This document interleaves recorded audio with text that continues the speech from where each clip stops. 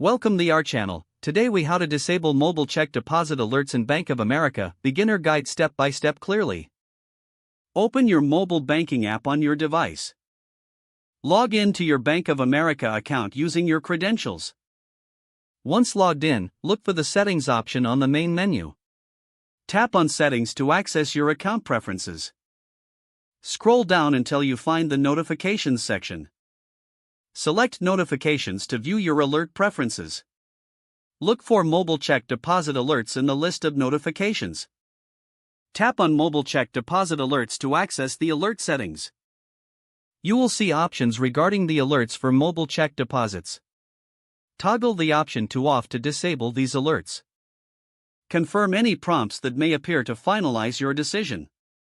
Once disabled, exit the notifications menu. Return to the home screen of your app to ensure changes are saved. You're all set. Mobile check deposit alerts are now disabled. If the page does not load, refresh the browser or try again in a private or incognito window. Make sure you are using the correct email address, then retype it carefully to avoid small typos. If your password is not accepted, use the reset option and create a new strong password you can remember. Check your spam folder for verification or security emails, then complete any requested confirmation steps.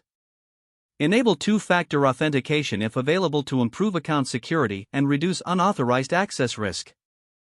After signing in, review your profile details so your contact information and settings are accurate and current. If you see an error message, note it down and try again after restarting your device and internet connection. Log out when you finish, especially on shared devices, to keep your account and payment information secure.